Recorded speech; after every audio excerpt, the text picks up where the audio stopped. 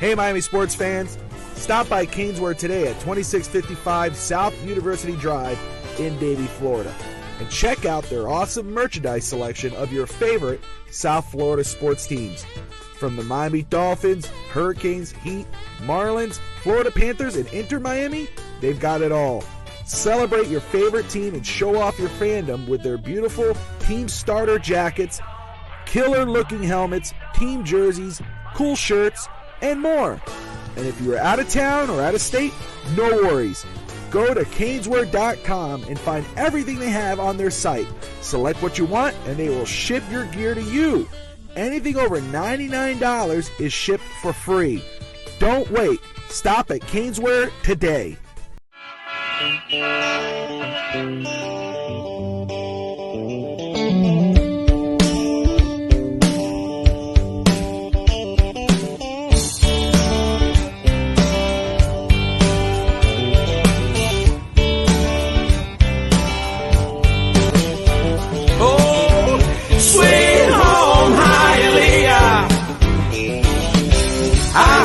Traffic, but I love you. Ahora de Cuba la Bella, del Palacio los Jugos, los chicharrones.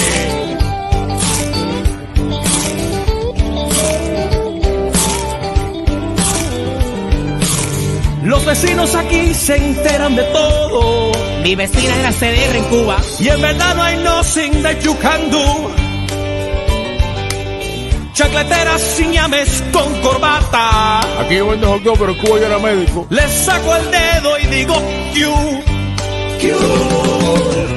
Sweet home Hialeah. Solo 30 minutos de Le Fallo. Oh, sweet home Hialeah. I hate your traffic, but I love you.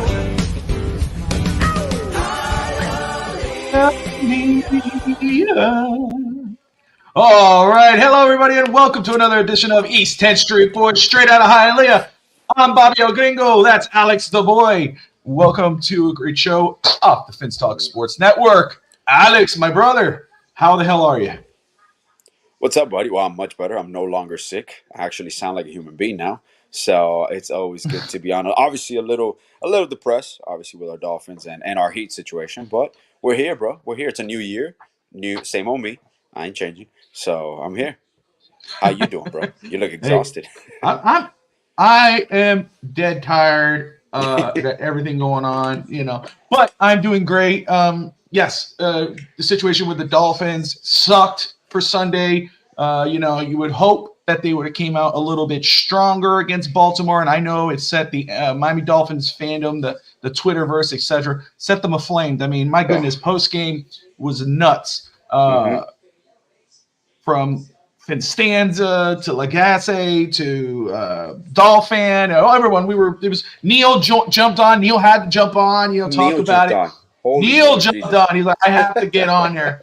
But it's understandable. I mean, it was not what happened with Miami, with the Dolphins. Again, like if they would have lost that game, but it was a fight and it was till the final minutes, probably would have been that bad. But because the way they lost, 56-19, I mean, that was a smack in the face. And I'm not a fan of telling fans how to fan. I don't like gatekeeping fans. I don't like people saying, "Oh, dude, if you don't believe in our guys, or you're this, or you're that, you're not a fan." No, bull, BS. Every fan has a right to express themselves, and any way you want to express yourself. But what I would say is that, let me remind everybody here, as we're going to touch on this throughout the show, the Dolphins are 11-5. They were 9-8. They finished the season 9-8. Mm-hmm. They what's up, Courtney? They were 9-8 last year, okay, and fell into the playoffs. They secured their playoffs 2 weeks ahead this season. All right, Baltimore, we knew they were who we thought they were. They're a damn good football team. Miami, on the other hand, they aren't who we thought. They still have work to do. Does that mean that the season's over? Does that mean they're not going to win a playoff game? No. I would, what I want to remind everybody that I would say, and you go back and Shed's talk today with Fish Tank Hank and Big E, Ian Berger. We did a prediction show. I predicted the Dolphins would finish 11-6. Obviously, not in this fashion. Not 11-6 yet. I said 11-6, and they would go on to the AFC Championship. So I don't think this season, everybody throwing the white flag and fire this person, fire that. Man. I understand the overreaction, but I would tell everybody just pace yourselves. This is an 11-5 football team fighting for the AFC East, who already secured. No matter what happens this Sunday night, the Dolphins are in the playoffs. Nothing else could happen that's going to take away from that. If they lose, it sucks. It's bad look. They lose the AFC East. They go into wild card at whatever seed, 6th seed versus the 3rd seed, I think. Yeah. And then they go from there. Dolphins are still in the playoffs. The number 1 offense in football. They were the number 4 defense. They probably took a step back, probably back to 6 or 7. I haven't looked at that. Probably. But those type of games happen. I think, Alex, I know you're not muted, but your sound might be off. Just thinking. Can you hear me? Yeah, I think I can't hear you right now. Oh, hold on. Yeah, I'll let you work on that as we continue to discuss here. But again, guys, you're watching East 10th Street Boys straight out of Hialeah on the Fitz Talk Sports Network. As you can see, I am in a whole other. I'm in my dining room here. It's a nice little studio. Got the Puerto Rican wall right there. This is my favorite spot. What I just did here. Alex will be right back. Got Courtney in the house. You got Ray Finkel. Tati, everyone, we're watching on Twitch, Twitter, Facebook, YouTube. We appreciate you. Hit that like and subscribe button. A lot of good things going on. Testing. Dog making lots of noise there. Can you hear me? I can't hear you. No, sir. At all? Sir. Not at all. I hear you. Can't hear you. Alex is a mime for this episode. He will mime his feelings about the Dolphins and the Miami Heat. Hold on. So, interesting enough, we'll touch on Heat a little later on. Got my Heat gear on here, but we'll touch on that. Supposedly, Basement Sports, I hope I'm getting that right. Basement Sports. You can hear Alex? Yeah. Really? I can't hear him. And I can hear you perfectly fine. You can hear me, Tati? Can you hear what he's saying? He's saying, can you hear me? Oh, I can't. Maybe tell him I hear him. I can't hear him whatsoever. So maybe it's me. Maybe I need to back out, come back in. So Alex, as I'm doing that, yes. Touch on, man. This Dolphins game. Okay. We had before the season, it was a tough pill to swallow to say, hey, that was one of our give me pause games. But going into this game, it's like, man, you see what Miami did with Dallas. Hey, we predicted a win, but it's probably a biased pick, but at least a closer game than this. It wasn't that way. What is you someone who's been very high on the Dolphins since the start of the season, exceptionally high, whether it was biased or not, you've been exceptionally high. To see this type of loss with the injuries that went down with Bradley Chubb now, we've lost Bradley Chubb for the season, which hurts. So Connor Williams, Bradley Chubb, Jalen Phillips, all out for the season. Where do you stand on this loss? Is this the end for you? It's like, you know what? It's a great season, but it's over. And because of the injuries, do you throw your hands up? Look, I'm going to respond. I know it's like a 3-tier question, so I'm going to respond accordingly. Number one, I do feel that since it's happened on various occasions this year, we tend to overreact to it, or it's become a norm, where all these games that have ended up on quote-unquote blowouts have, for the second quarter, for the first half predominantly, they've never felt like a blowout. Even against the Eagles, this game against the Ravens, that first quarter, you felt that it was going to be a back and forth. And I think the fans kind of saw that, where you're maybe a Tyreek Hill drop away from being up maybe 10. So what's up, Cap? How you doing, my man? Bobby's working on his audio, so I'm just gonna hold it down for him in the meantime. And obviously, I'm always usually the last one to react to these Dolphins games, and this is one of the games that I saw from beginning to end, from first snap to the last snap. The way it started, the way McDaniel had his offense involved in regards to the way he was using the chain and the way he was using Cedric Wilson, I felt that, yes, we were missing Mostert, we're missing Waddle, but you felt that this was going to be a game where there was going to be different pieces. So, and different pieces in the mold. And I'm like, perfect. He has a balanced attack. What really struck me is, aside from the Claypool drop, the Hill drop, Okay. which this Tyreek Hill situation, I'm starting to get a little worried in regards to these little drops because Tyreek has never been known for this. And alone this season, he's had 4 or 5 of these touchdown drops that changes the momentum. And people could talk. I understand Tua's interceptions. To me, Tua made one mistake this game, maybe two, where he even acknowledged it. I thought he played decent enough to win in Baltimore. Bobby, like I was saying while you were gone. Can you hear me now? Good. Okay. What I was telling them is, since you asked me about how did I feel, I've honestly felt that all the games that we've lost by blowout, we've been in these games the first second quarter. Like in the first half, we've been in these games. In this one, when Hill drops it, you're arguably maybe going down. You're going up a touchdown. So there was something there where you're like, okay, we're in this game, and then you have all these blowouts. To me, and maybe like you said, I have been high on the Dolphins. I don't see it as a massive discrepancy of talent. Usually these games swing for us in momentums, like these momentum jerks, where it's 2 turnovers back to back. Look, it happened. It happened the same thing over here. I know one of his interceptions was tipped. Our defense, which I don't know where our defense was this week. I really have no clue what Fangio at this point, because there's situations that I don't comprehend from the outside looking in. Like Brandon Jones. Did Brandon Jones even play this game, Bobby? Or some snaps, because he wasn't featured defensively. He went from being one of the main components of our defense against the Cowboys. Yes, Javon Holland comes back, but now you don't see Brandon Jones at all. Now, am I upset that we lost Chubb? Absolutely. And every coach is always going to second guess themselves. I'm like, damn it, bro, I should have pulled him. I should have pulled him away. But also, I know we got Melvin Ingram. I know we got Agba. So I feel that people are going to step up in these places. So I'm not afraid about that. I'm not scared about that. Now, my question, I remember the only thing I told you that day was, why the fuck is Eli Apple still on this football team? And it's not a knock on him. Is We saw Cam Smith play in college. Okay? Cam Smith can play the cornerback position. Why he's not doing it this year, I have no idea. Obviously, I am not there. I'm not in the building. I'm not his coach. I don't know what's going on. But there are situations where I feel that basically the Ravens were just running our offense against us. You would figure that Fangio would adjust to this. But in the first half, it was just over and over. And they would catch you with misdirections and motion pre-snap. Like, I'm like, we're seeing these things. I'm like, we do this.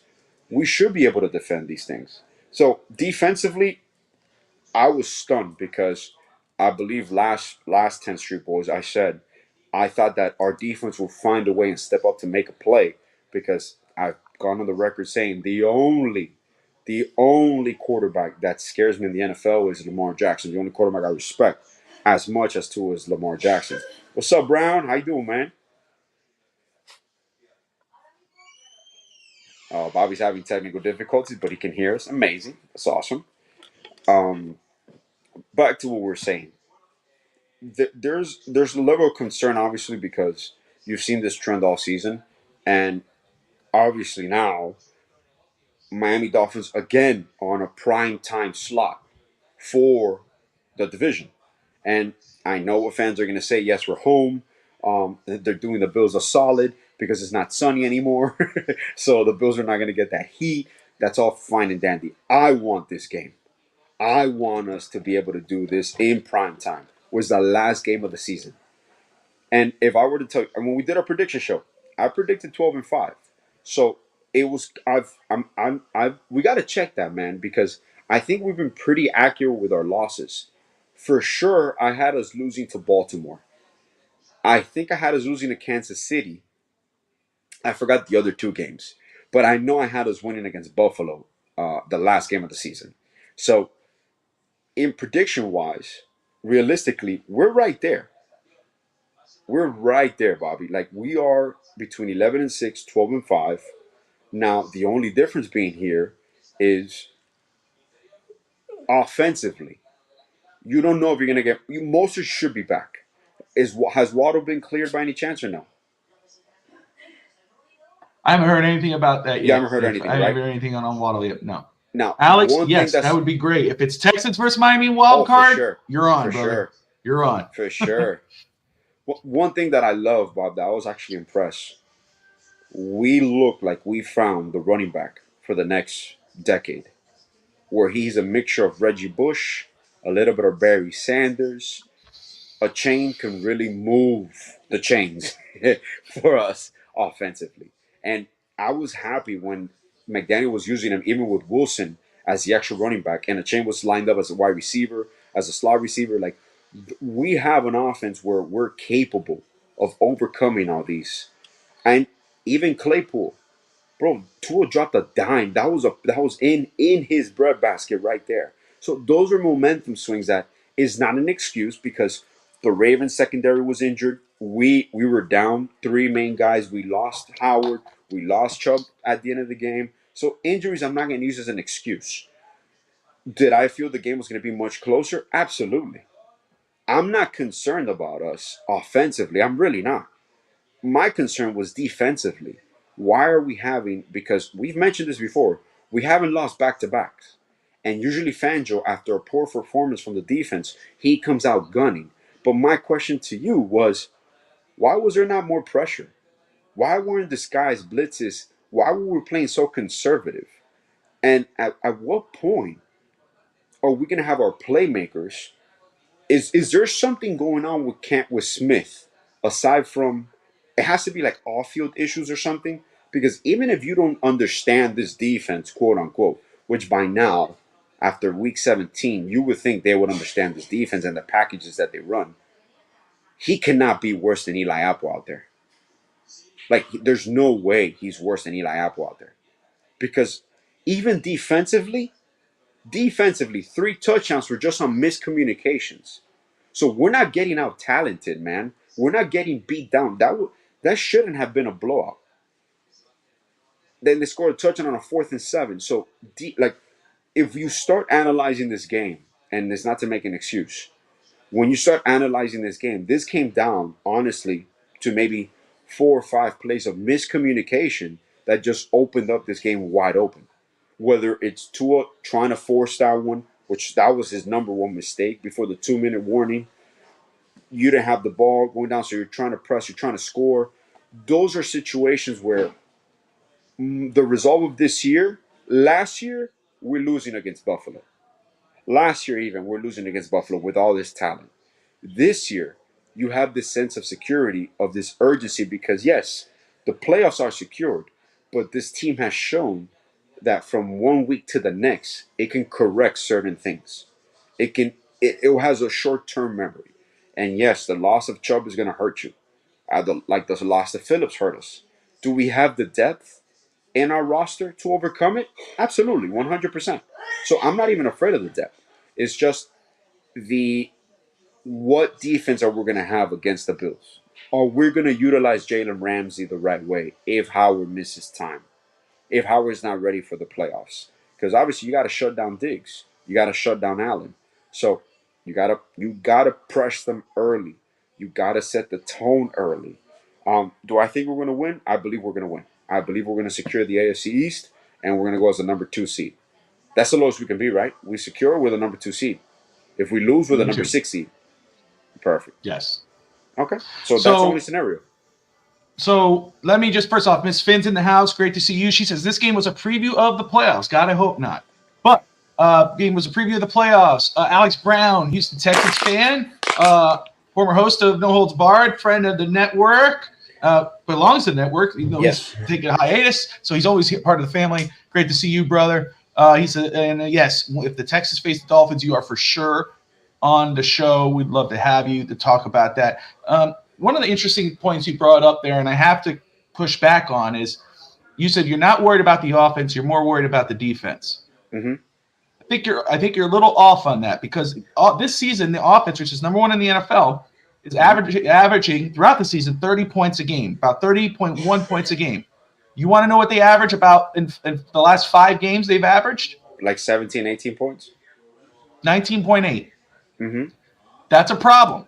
This is the number 1 offense with Tyreek Hill, Jalen Waddle, Raheem Mostert, Devon Achin before the injuries.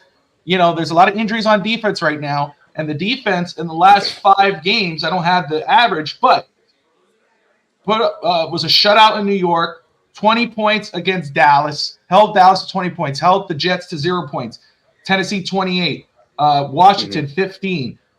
Baltimore was a game where the defense just couldn't stop the Ravens offense. And, you have a lot of times where the offense gave up the ball to killer interceptions, and going for it on 4th down when you shouldn't have, putting the defense in a spot where they had to defend in an unfair situation. The offense needs to step up. The offense needs to show why they're the number 1 offense. Play calling has been an issue. The quarterback has been an issue. Dropping balls has been an issue. Tua is, there was some plays, again, Chase Claypool, that throw was on the money. There was a ball in the end zone, or not in the end zone, on the sideline that was right on the dot, right where it needed to be. That was dropped too. There was a lot of plays where the ball was flown over the head of the receiver. There was one where he almost got Tyreek Hill killed. There's something going on with the offense in general that is just stinking up the place. This is supposed to be the number 1 offense. We've seen what this offense can do. We know what this offense can do. That's why, again, I'm not really concerned because, again, this offense is owed a great game. They got 2 games left guaranteed to show the hell up. Yeah. You know what I mean? And this defense had a bad game against Baltimore for sure, but that wasn't just on the defense. That was all around team stinker, And, again, Baltimore is who we thought they were. But I will say is that, first off, I brought this up to you a couple weeks ago or last week, I'm not sure, and you brought it up right now. The Dolphins haven't lost 2 straight this season. No. They haven't. And Miami have, in the last 3 games against Buffalo, have lost. They lost on December 17th last year, 29-32. Lost on January 15th last year. Actually, now 2 years ago for the first one. In January last year, they lost 31-34. And then in the playoffs, they lost 20-48 in the wild card. Well, that might be the first one. But anyway, either way, the last time Miami beat them was last season, obviously, and it was at home, 19-21. Where is this game being played? Home. In Hard Rock. Okay? So I believe Miami does great at home. They play well at home. Last time they beat Buffalo was at home. Miami has not lost 2 straight. And yes, you could tell me, Miami has not been great on prime time. But the fact of the matter is, again, that's true, but they're 0-1. And I believe Miami will come out of this game, going into this game, and I'm saying with the injuries. Don't get me wrong. I'm not negating it. Bradley Chubb is a huge loss. Jalen Phillips is huge. Connor Williams. It sucks. Hopefully Waddle can play. But I believe Miami's going to come out. They're going to do just enough to win. I don't see a high-scoring game. I don't see some, again, we're going to be looking at the offense going, hey, we won the game, but we're going to go, okay, it's about 24 points, but enough to win the game. Miami's going to win this game. They're going to win the East. They're going to be the number 2 seed. And they'll be back on to wherever they, and whoever they face in the second round. I want to see if Mostert comes back, because I believe with Mostert back, you can feature a chain as this slot receiver kind of Deebo Samuel type role, where he's utilized as a weapon. Obviously, if Waddle can't make it, because he is arguably. I want to say I understand the importance of Mostert, but in this offense, even including Waddle, I will put a chain as the second playmaker behind Hill, just because his overall speed, his talent.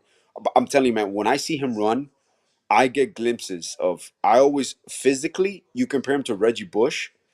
I mean, Reggie Bush was even a little bit more elusive, but I think a chain is even faster than Reggie Bush, where he has breakaway speed, and he's stronger to me than Reggie Bush. And I know he's just a rookie, but I wouldn't be surprised if he's more featured as like an Army Swiss knife come Buffalo. On pregame, I brought that up. I said that I would like to see him more, or I said that I expect to see him more lined up at receiver and at back, and they did some of that, but they kept them more at running back because I expected Jeff Wilson to get a little more touches in that game. And Ray brings up a great point. I have not watched Hard Knocks.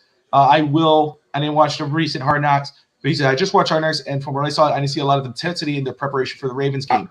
I would believe that. I saw it on the defensive side. I didn't see it offensively. They were intense to start the game. But defensively, they didn't start the game at all with any oomph.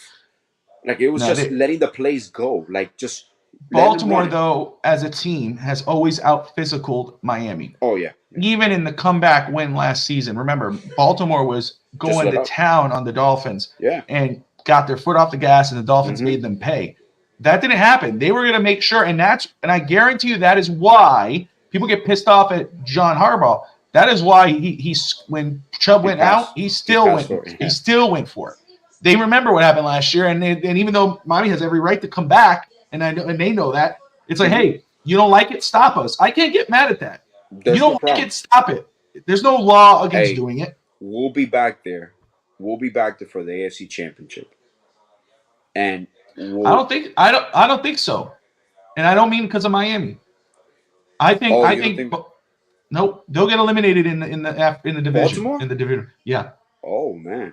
Look, let's do something very Who's their matchup? Yeah. Tell them who's their matchup. Let's play. Let's do that. Let's do that right now. Let's do it. So I'm going to play up the playoff machine right now on ESPN.com. Right now, obviously, the way it plays out after this week, the 7th seed is the Indianapolis Colts. The 6th seed is Buffalo. 5th seed is Cleveland. 4th seed, Jacksonville. 3rd is Kansas City. Number 2 is Miami. Baltimore is number 1. So we will play the Colts. We would be playing the Indianapolis Colts, which I love that matchup. That's perfect. That's great. Kansas City versus Buffalo. If that Kansas sticks. City versus Buffalo? Buffalo at Kansas City. Bro, I don't trust Kansas City this year at all, man. No, I don't trust Kansas City whatsoever. That's why, if Miami were to lose next week, traveling to Arrowhead, that's why I said, it's how I feel. I'm going to be honest with you. If we lose this week, again, I would not feel it's the end of the world because we travel to Arrowhead, and I respect Arrowhead. I love Andy Reid. I love Pat Mahomes. Everything is great about Kansas City in regards of that. Mm-hmm. We beat them in Arrowhead. We will win in Arrowhead. I'm telling you now, if we go against the Chiefs, I'm saying Arrowhead, we beat Arrowhead. Now, Cleveland versus Jacksonville. I love Jacksonville. Love Jacksonville. Game. Cleveland will win that football game. Okay? So let me go ahead. Let's simulate, quote unquote, simulate. Oh, wait a second. Bills can be eliminated completely. Yes. So we're let's do week 18 right now. Okay. You and I. What's up, Papa Hog? Papa Hog in the house. What's up, brother? So, and again, everybody watching East 10th Street Boys straight out of Hialeah on the Finstock Sports Network, sponsored, of course, by the great Caneswear, 2655 South University Drive in Davie, Florida. Great stuff. I got a beautiful jacket my wife got me for Christmas from Caneswear. Love it. They got some great stuff, guys. Go check them out. But let's go ahead and do this, Alex. All right. So, listen, this game is interesting for me. Pittsburgh at Baltimore next on this Sunday. Why is it interesting? Baltimore doesn't need this game. Baltimore can lose this game. They still have the number 1 seed. No concern at all. I would not be surprised if Baltimore, if they start everybody at the beginning, they bench everybody at the end. I could see Pittsburgh winning that game. Yeah. I have it right now as Pittsburgh beating Baltimore. Not because I think Pittsburgh is going to upset Baltimore that. I believe Baltimore is going to say, we already have everything. We're done. All right. Next game. Do you agree with me? You tell me if I'm wrong. I know it's against their nature, but I wouldn't be surprised if they even rest everybody. Just to not risk any injury. Yeah, that's my point. Sure. So I can see Pittsburgh winning that game, which that would sneak Pittsburgh at that point into the 7th seed. The 7th seed. Okay, so going on, you got Houston versus Indianapolis. Both teams are 9-7. Both teams trying to fight and hope they could get and sneak in. And this is for our friend and our brother Alex Brown. This is a good game. On the road, Houston is 3-4. At home, Indianapolis is 4-4. Better on the road, actually. I think Houston wins that game. And I'm not just saying that because Alex is tuning in or was tuning in. I do think, and I like Indianapolis, and I would rather face Indianapolis in the wild card. 100%. But I think Houston wins that game. Next, you got Tampa Bay versus Carolina. Tampa Bay, I'm not even thinking about it. Cincinnati at 8-8 versus the 11-5 Browns. The Browns win that game. Now that you mentioned Carolina, is there any franchise in a worse situation right now than Carolina, bro? Did you see what their owner did? Oh my god! What a doof! What a doof! And you know how much he got fined for it? He should have got more. Like 300 grand. Like he's just getting okay, I can't even put into words what it feels like when you trade what you traded for a quarterback that your head coach didn't want. So you fire your head coach 2 years in a row.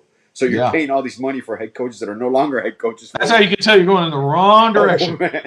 So just stop, man. Just let it go. I think I would be shocked if Cincinnati beat Cleveland. If Cincinnati beats Cleveland, they're still 11-6, but I have them winning. You got Detroit versus Minnesota. I got Detroit. Man, Detroit got screwed. Detroit should have been the number 1 seed.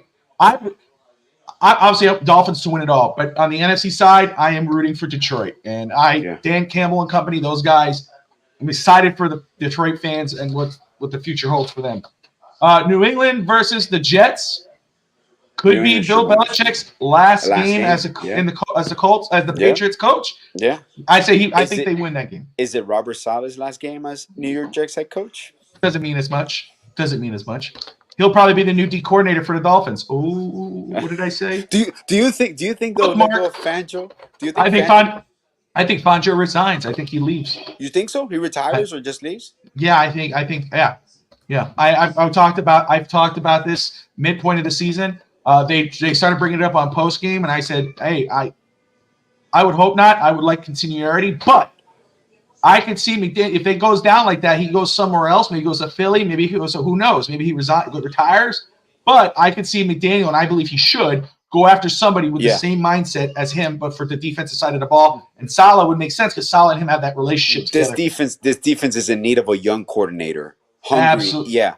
You feel just saying. Don't get me wrong. I'm not hating. I love what Fangio is doing, but I think Saleh could be an interesting name. Steve Malloy in the house, host of Real Talk Finstock, was on earlier tonight. He went to town on the Dolphins. He was going off. Love Steve, and we got to get Steve and Rob in here. Dolphins Thirsty for a fun show of East Country boys. Ask some silly questions. They were just saying it. I've never invited them. First off, they know I don't have to invite them. They're always welcome. They just say, hey, Bobby, I would love to go on East Country boys. You're on. You don't even have to ask. I'll drop you the link.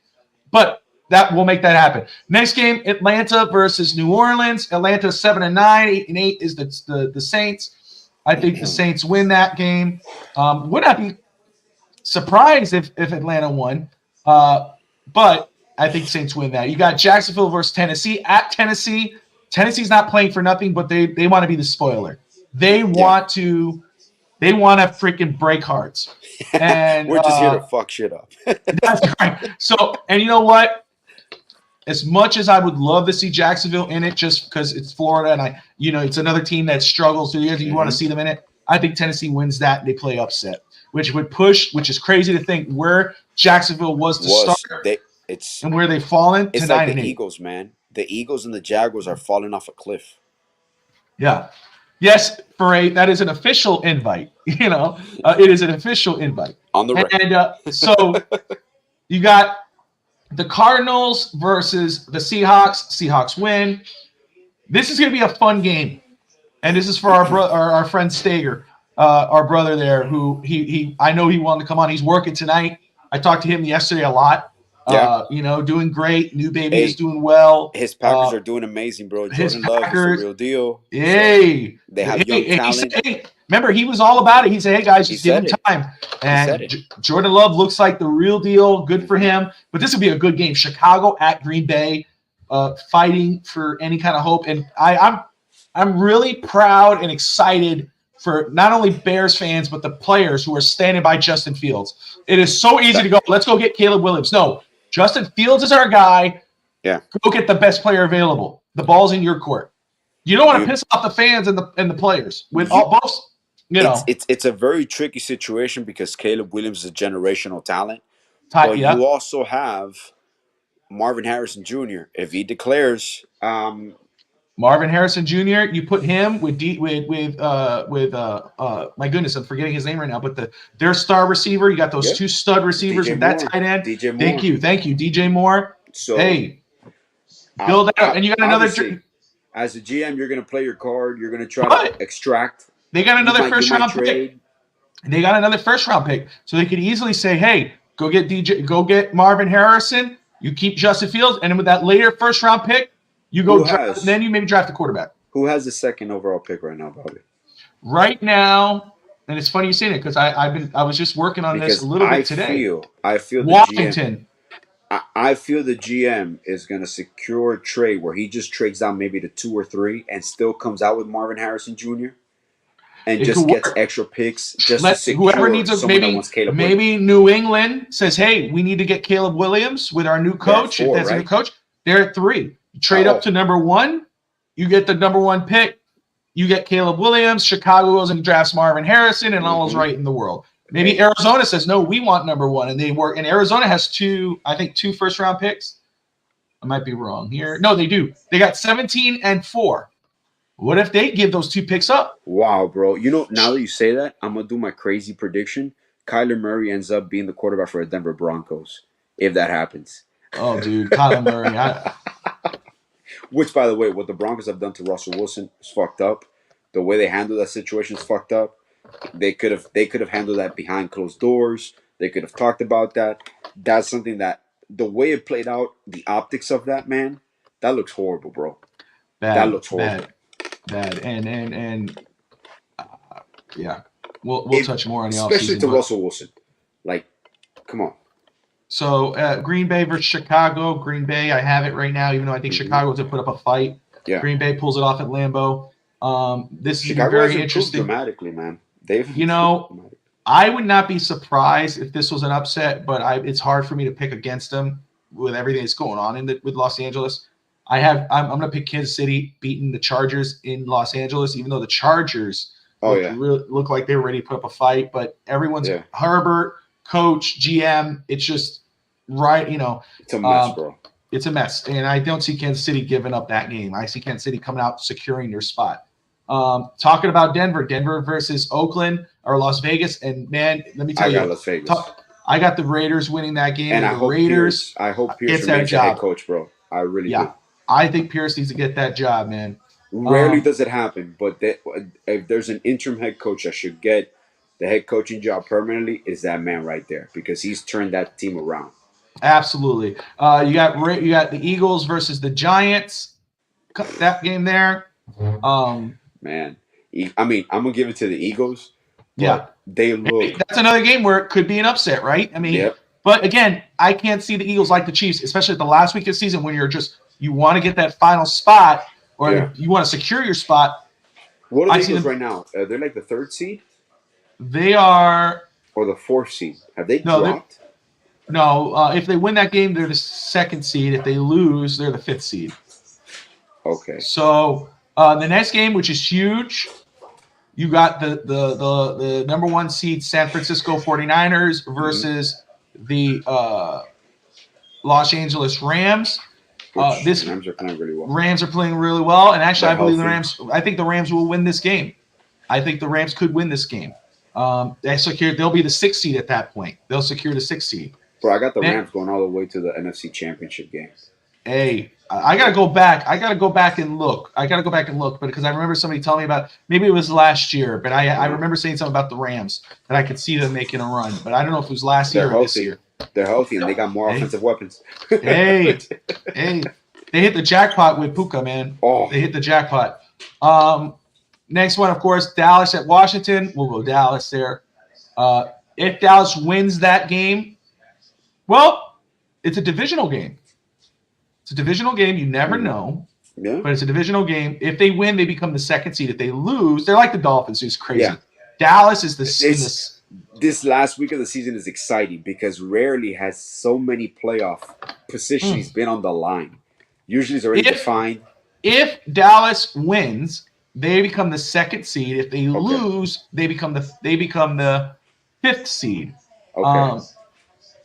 And then that would be Green Bay versus Dallas and Philly versus Tampa Bay. Okay. So, but either way, all right. So let's roll, man. This is just for now, guys, because the official predictions come on pregame. But I am eager to pick. I'm not gonna lie, I want to pick Washington. Just hypotheticals. Now, here is it. Okay. Sunday night football, prime time, the final game of the season.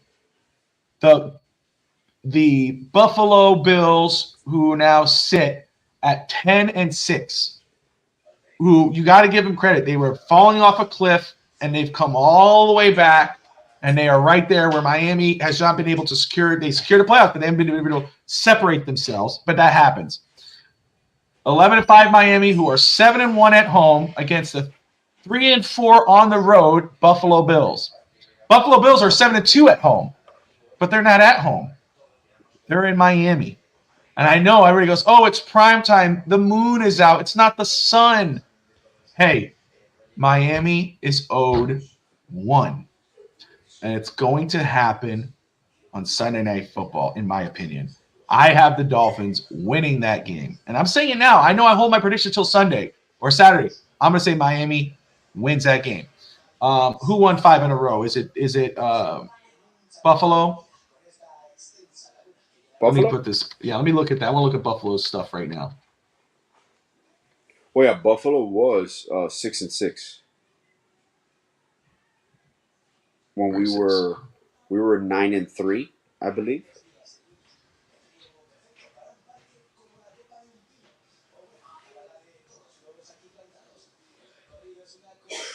Let's look at their last game. But they were 5-6. Yeah, they were. Is that your wife in the background? Yep, she's got it, man, bad.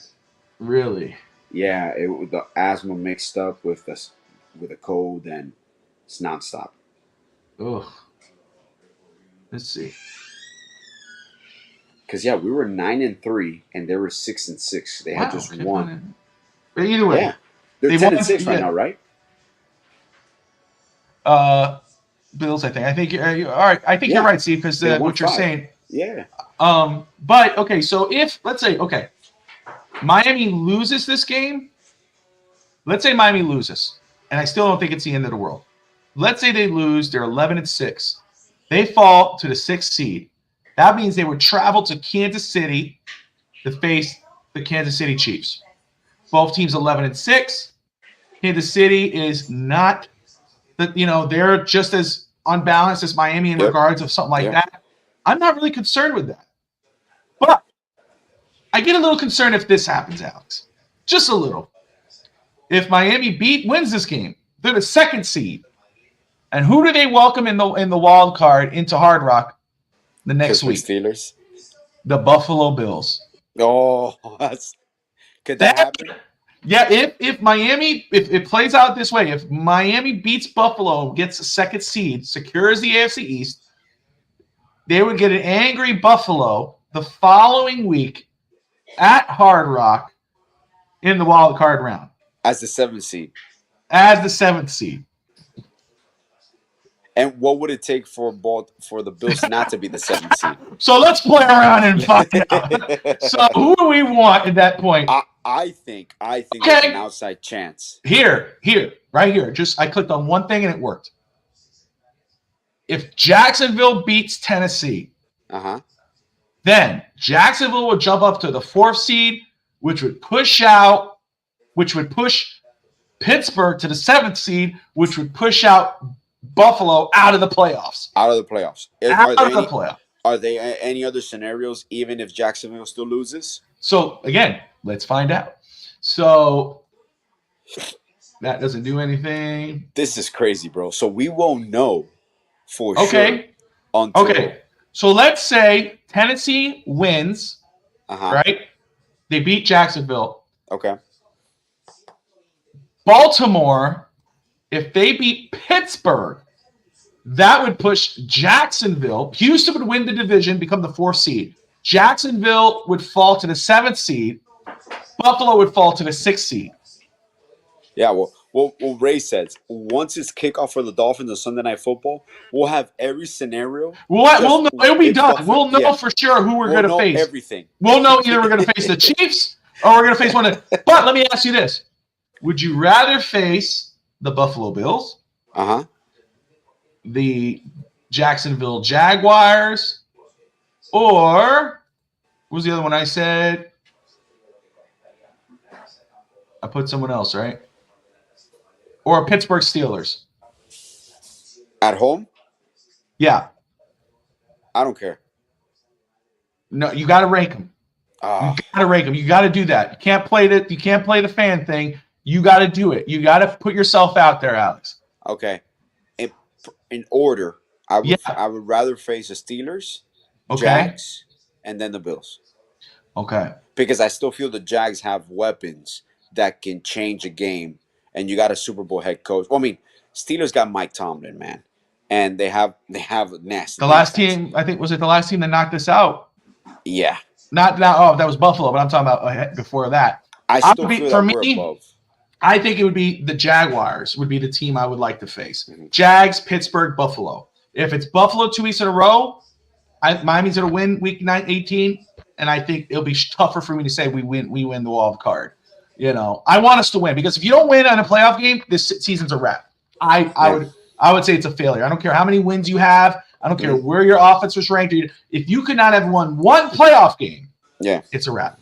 But should we give up on this? Daniel's in the house. Bobby, this is just speaks to what everybody was saying after the game. Bobby, you could stick a fork in this team. We are not beating Buffalo. Too many injuries. And Daniel, I appreciate you. And everything. I appreciate you. Thank you for watching. But what's up, Crazy Antsy? But I don't agree with you. No, I think this team will win. This team, man. I think this team will win on week 18. It'll be a close game. I'm confident in this team securing it. Dolphins have not lost 2 in a row. Dolphins have a good record at home, very good record at home. Obviously, they are 7-1, and they have not lost 2 in a row. And again, Sunday night primetime. I know the injuries, whatever. Dolphins are on the run. They're going to come out and win this game and win the AFC East. That's how I feel, and I understand. I understand people saying it's not going to happen. I can understand seeing all the injuries and everything that's going on and go, dude, it's just what it is. But, and Ray says it too, the Bills have been winning. They haven't looked great. But here's the thing. I would love to say that about Miami. I would love to say Dolphins have won 5-0, but they've been 5-0. They're won 5 in a row and they don't look great. Miami has to. Yeah. The thing is, when Miami loses, God, they lose ugly. I mean, even the Tennessee game, it's like it was a close score. That was an ugly loss, and it's like it's a real.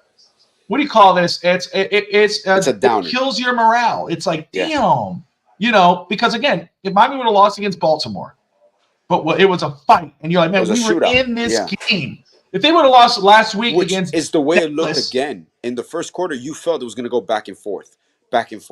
You felt that, and then it was just blown wide open. Yeah, and that's one thing we tend to not do well. That's something that's very different from last year, Bob. I don't know if it's the situation, but last year you felt that you were down 20, 21, and you can come back. This year, that feeling is those losses that have been so lopsided is teams they just go on a run, and we tend to press. That's a sign of a young team also, where they're not cool and relaxed under pressure. So that's the next step, and I'm not making excuses. I believe that's the step that comes next year, where you have a calm and cool, collected team, because you can have a lot of experience, but there's a lot of this team that they do is press. They press too much when they're down by those scores. They try to go for that home run hit, and they try to like do it all in one play. I'm like, I believe that's part of the internal growth and development still of the core, which that's one thing that I want to go on record saying.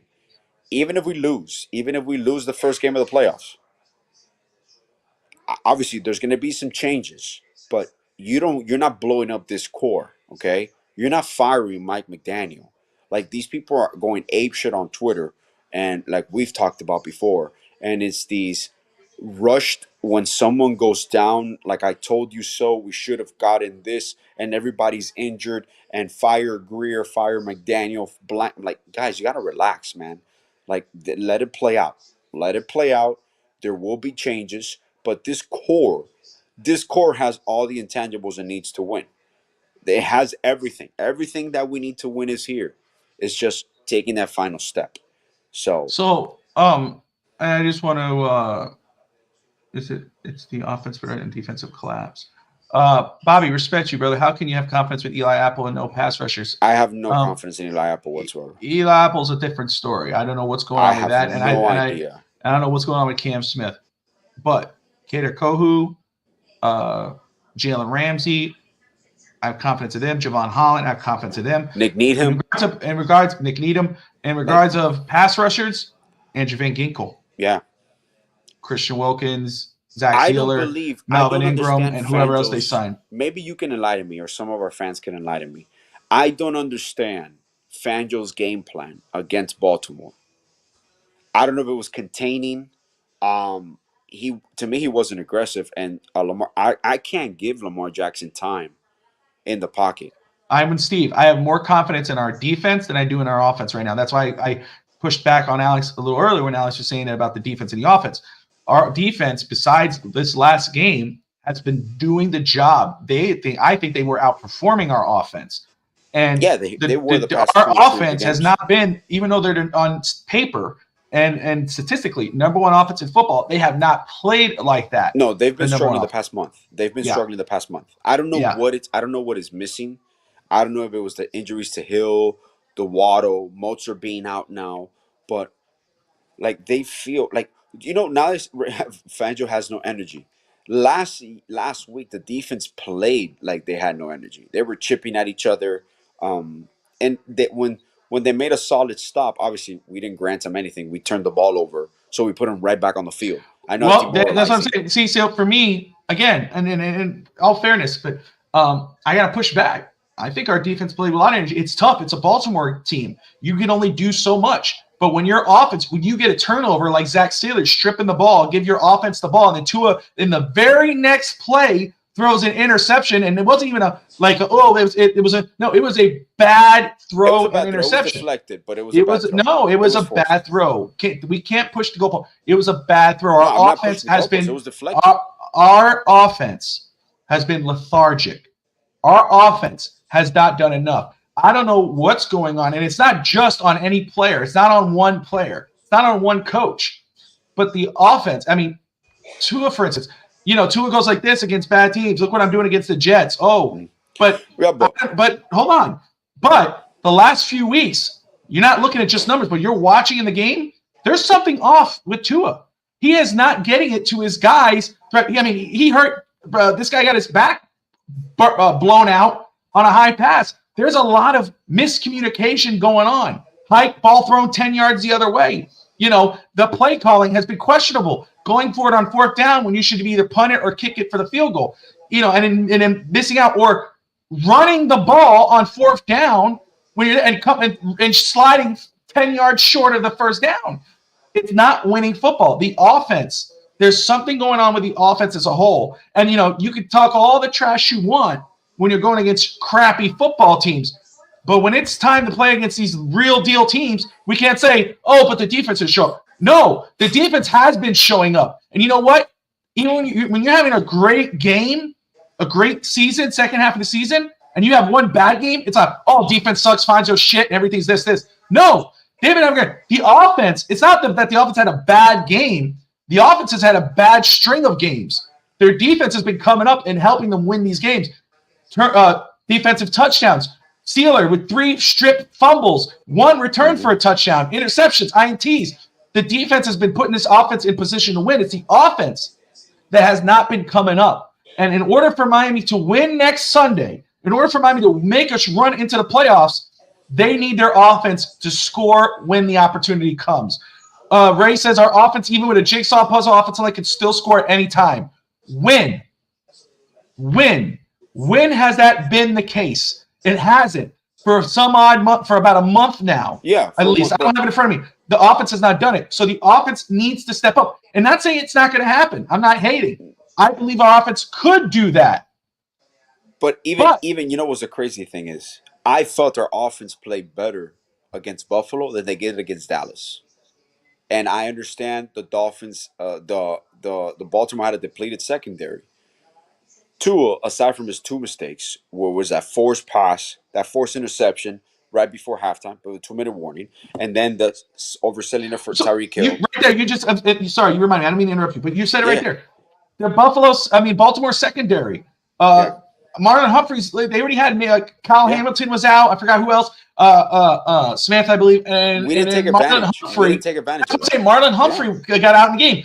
How do you not, even without Jalen Waddle, go after their deep secondary? How do you not do that? And that's not on Tua. That's a coaching thing. But how do you not do that? That's you should be challenging their guys. Yeah. But you're not doing it. You're throwing screens, dinking dunks, overthrow passes, 10 yards. You're opening it up in that aspect. And that aspect, I get that part, how you're devising that. And once again, this is no excuse. I understand you still made a deep play to Claypool that should have been a touchdown. There was another pass, I believe, within the 10 or 20-yard line that should have been caught. That moves your offense. So even offensively, optically, when you saw the whole game, you saw them moving the football. Like, they were moving decently.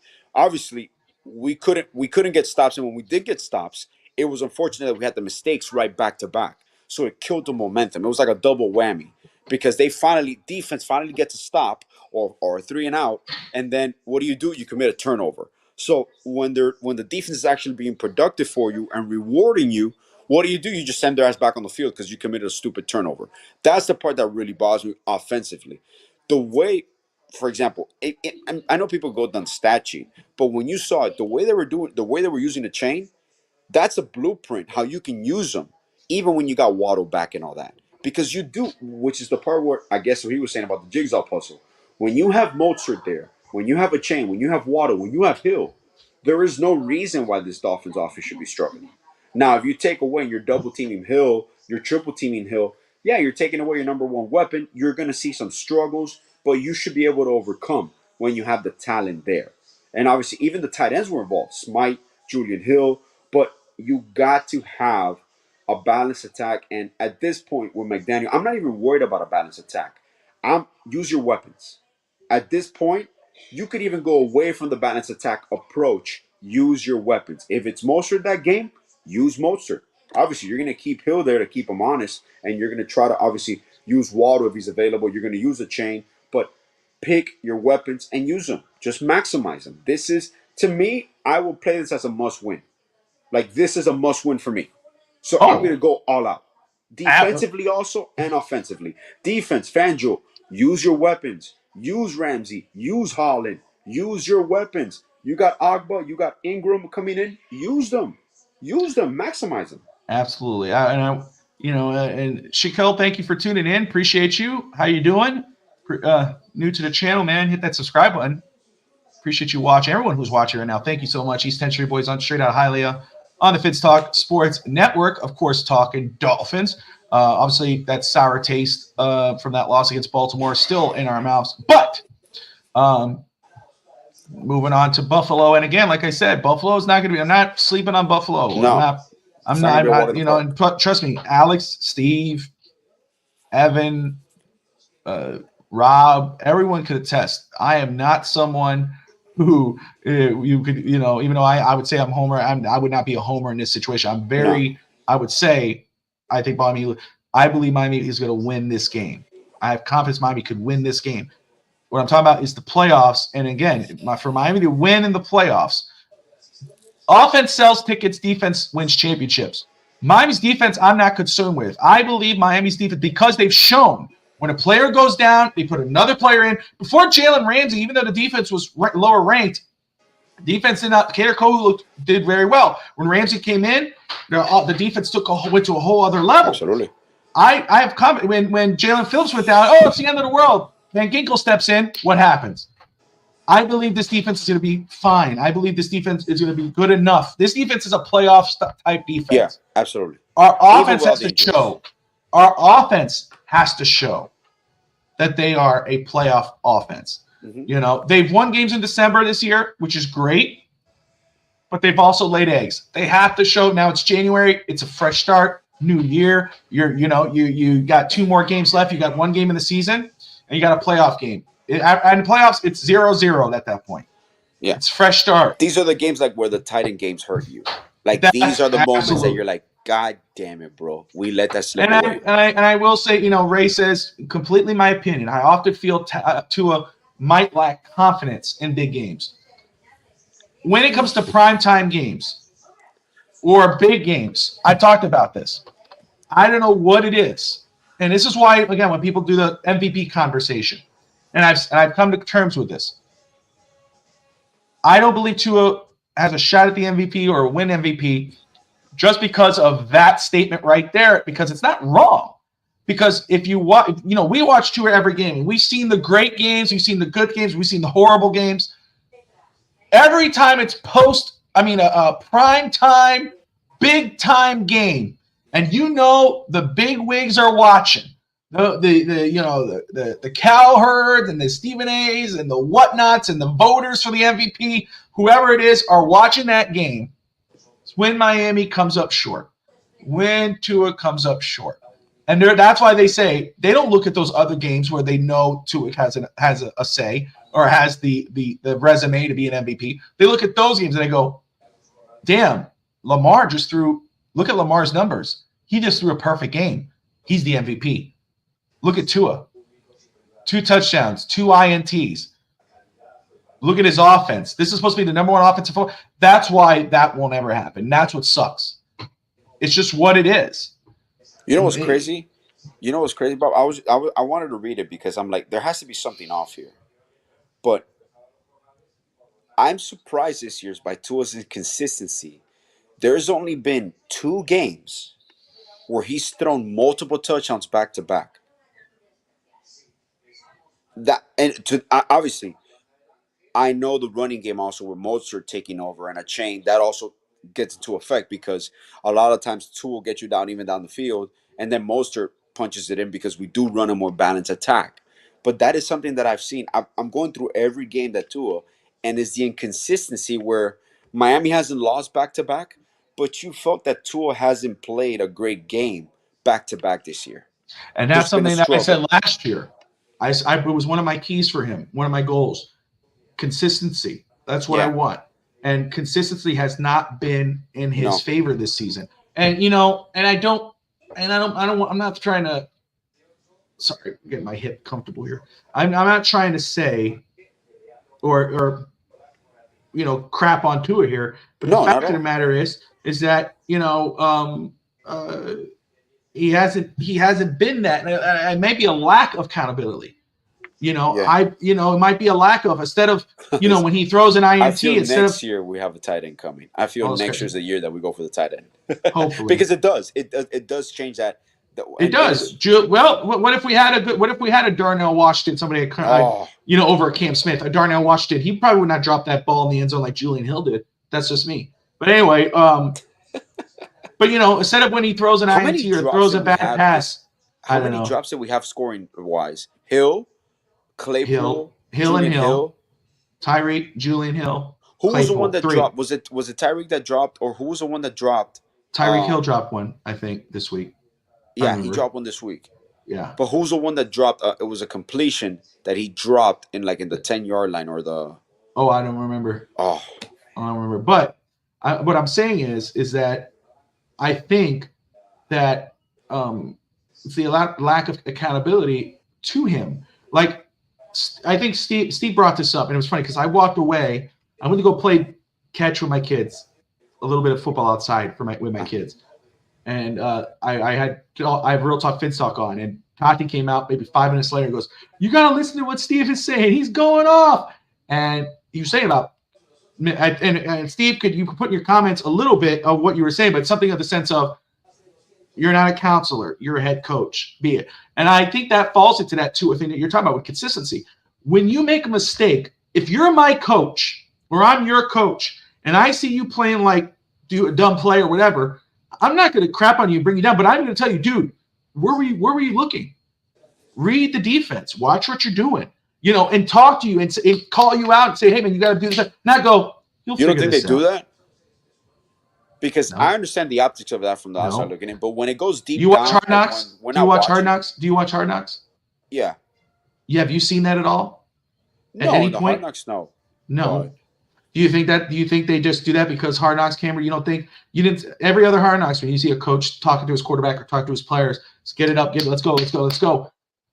You see that in this, and if you're looking out at this team, I've not seen that one time from our coaching staff or in actual games when you're watching the game. I never see McDaniel going, "Hey man, what were you looking at?"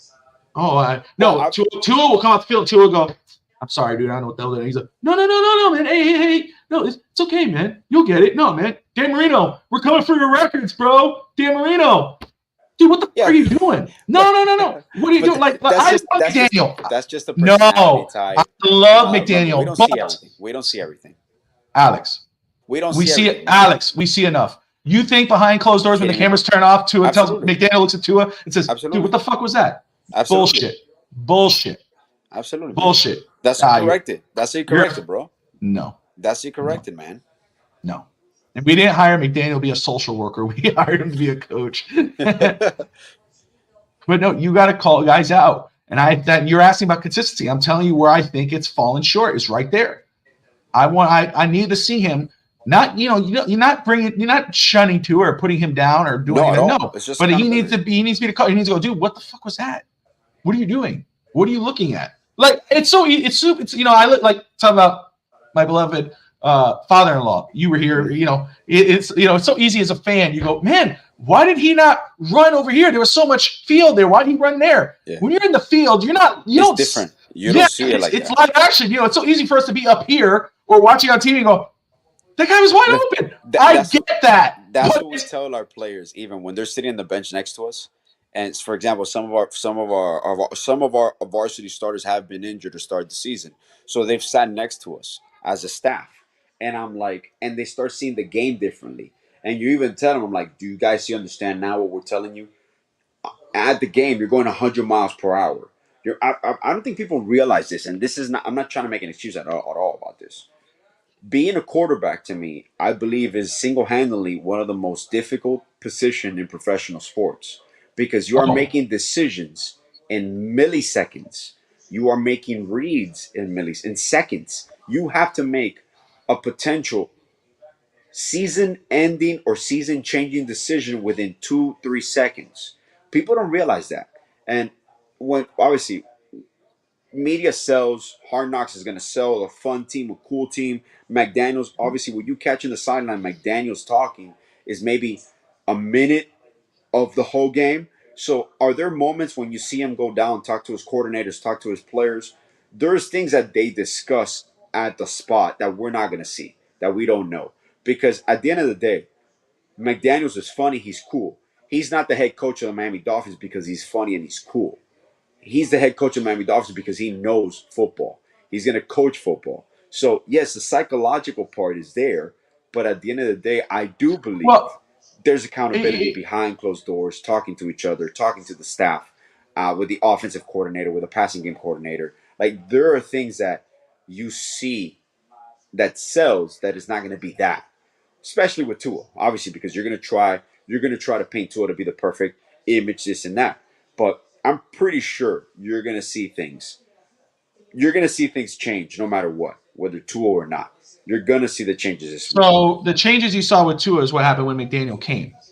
And look, I'm not hating on McDaniel whatsoever, because two playoff appearances 2 years in a row, 9-8 last year, which was the same as Flores in his final, over 9-8 in a playoff spot. This year, 11-4, 11-5 playoff spot. You got to give him credit. Number one offense in football. Defense is picking up. Offense is, the team follows his personality. Give credit, but also call it out. It's not perfect, because if it was perfect, it wouldn't be these type of losses. There'll be losses, but there wouldn't be these type of losses.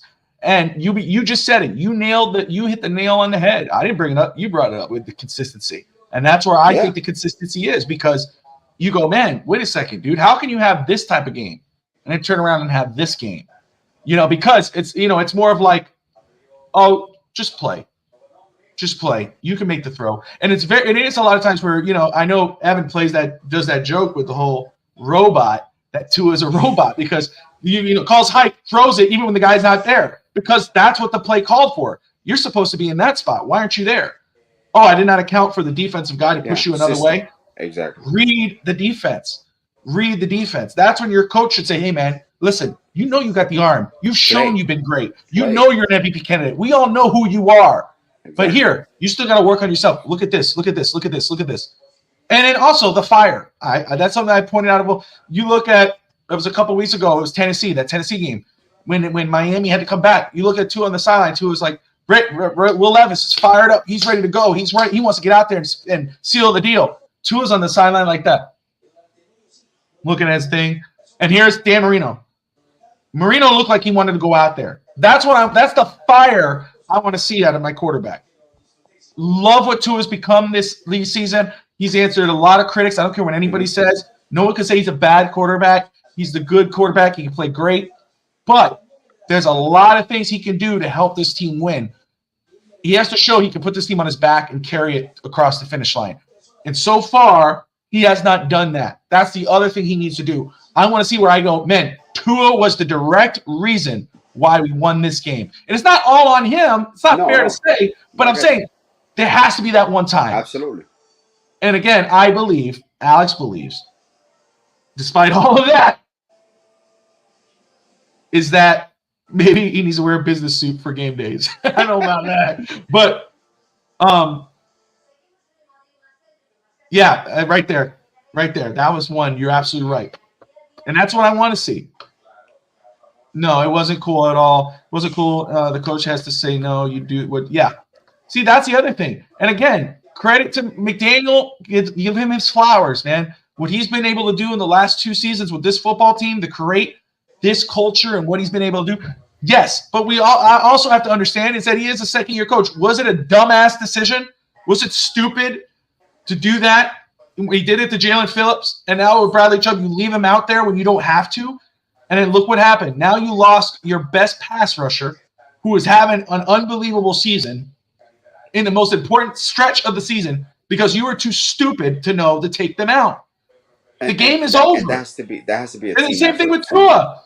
Defensive assistants to your DC, to your head coach. You got to be on the same page there. But even Tua, he left Tua in there. Tua goes and decides to run on 4th down, slides 5 yards before the first down, just to F up his shoulder. Thank God he's going to play. Yeah. But it's like, dude, the game is over. Yeah. Take him out. Which realistically, I was knocking him, but I'm like, I would stop. I would plow through everybody at that point. But he did the smart move. He's like, this isn't a playoff game. It was smart. Like, it was a smart decision. It was smart. But I mean this, and it's not a knock. I'm not knocking. Yeah. I know a lot of people love to hate on Tannehill, and I'm not one of those people. Tannehill, you knew, would have ran for that first down, and he would have dove over first, bro. Yeah, and he would have hopped over because Tannehill. That's the thing. If Tua had Tannehill's mobility, it'd be that. And you know what's insane, Bob? That's one topic that we haven't talked about this year. Realistically, we haven't gone in depth. But I don't know if it's either Tua has lost some lateral mobility or the team hasn't used his mobility. Because when he came out, even after the hip injury, there were first downs that he could pick up on the runs towards the sidelines. But I don't think he's lost it. I think because he obviously become more limited with the injuries, but I think it's not that he's lost it because he can still do those spins and avoid sacks. But he's not that type. He's not that guy. He's not that type of guy where he's gonna run out and whatever. Yeah. He's not that dude, but he still has it. But anyway, listen, I we'll get further into it this week. I truly believe, Miami Dolphin fans, that our Dolphins are going to win this Sunday. They're going to win on primetime. They're going to win the AFC East. It all matters what happens on wild card. It all matters who we face. If we're facing Jacksonville, I'm feeling really damn good. If we're facing Pittsburgh, I'm feeling really good. If we're facing Buffalo again, I'm praying. Pittsburgh's going to be a tough matchup no matter what, bro. No, Pittsburgh could get you, man. Yeah. Pittsburgh could get you. All right. Let's move on here. We are at the hour, but I do want to touch on this with Alex. I saw this right before our show. Basement Sports Network. Sources are telling the Basement Sports Network that the Miami Heat, are looking to acquire some players from the worst team in basketball. Monte Morris Monte Morris and Bojan Bogdanovic. Am I Bogdanovich, butchering that yeah. last? Thank you. Bogdanovich, yeah. Salary match up pretty nicely with Kyle To Lowry's. Kyle. Yeah, that's, Tell me, Alex, what are your thoughts on that, man?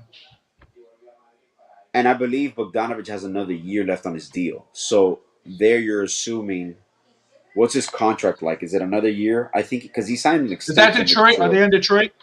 Yeah, he's in Detroit. Let me I take a mean, look at this. I would do it if it's an expiring deal. If Bogdanovich is going to move the needle for you, obviously it's going to add more shooting. It's going to alleviate some of the lack of scoring at times when you're subbing in and out and you're staggering your lineups. But I wouldn't just do it to do it, realistically, man. Well, the way you have to answer that though, then Alex, is does it move the needle? Moving Lowry for those two guys doesn't move the needle for Miami. He is making $20 million this year, $19 million next year. Yeah, so there you see, you have his contract next year. So that's already, unless you move him, I wouldn't do it just because of that. I don't think they move the needle for me because I have enough. I don't know, man. Because at that point, obviously you're still Hero's your main scorer. You got Hackett off the bench. Monte You got Morris would Robinson. fill that role of point guard. Yeah, you know, Right. well, that ties you down for next year, and that also removes Caleb Martin from the equation next year, depending on the situation. So that could be. Look I at would the but look if at his that's the numbers move. though. Oh no, their numbers. He will dramatically improve the team offensively. I do believe offensively Yeah, he's he could averaging trigger right now. Bajan's numbers. How do you say his last name? Bogdanovich. I said that Bogdanovich. right. Yeah, Um, yeah, 19.2 points a game, three and a half rebounds, about 3 assists a game. He's yeah. averaging 45% from the field. We tried to acquire him like Damn. 2 years ago. We were in it. And We he's were in on him 38, from no, three. Right, he's a 37%, 30 38% from the field. Yep. from the field. So From the let me look at field. Monte Morris. Hmm. From the field, he's Look, 45% from the field, Alex. okay. The thing is, you can move Kyle because this team really does not need a de facto point guard, and RJ Hampton playing, you can kind of see the glimpses defensively. They really like RJ Hampton. I loved RJ Hampton when he was coming out and when he got drafted by Orlando. Was he drafted? I think he was drafted by the Bucks and traded to Orlando.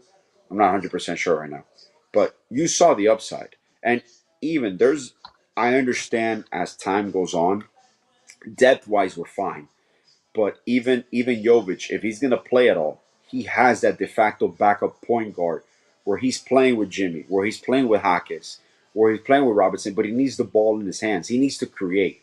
You can't just put Jovic in the corner, which I was surprised that they didn't even play him against against the Clippers yesterday. I thought that they were going to use his size offensively. They were going to try to distribute a little bit more, but they hunkered down, especially with Highsmith. With Highsmith possibly missing some time now, you got Caleb Martin coming back. I think in a week or so or less.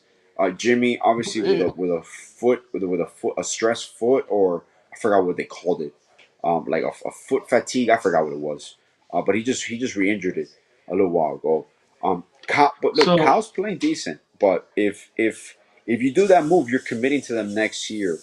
Well, Bogdanovich next year, but this year that is a move that might push the needle for you offensively because it doesn't well, change you look at the way the this identity team of is. your team. You're looking at the way that even though they lost the last game, you look at the way this team is performing, and you Yeah. add that to your offense. Oh, absolutely. It And eases then things. even Monte Morris right now, Kyle Lowry is averaging 9 points a game, 9.3 points. Yeah. He's 46% from the field.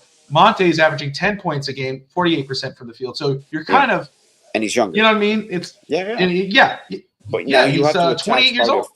you have to attach a first round pick probably to get that deal done or a pick swap.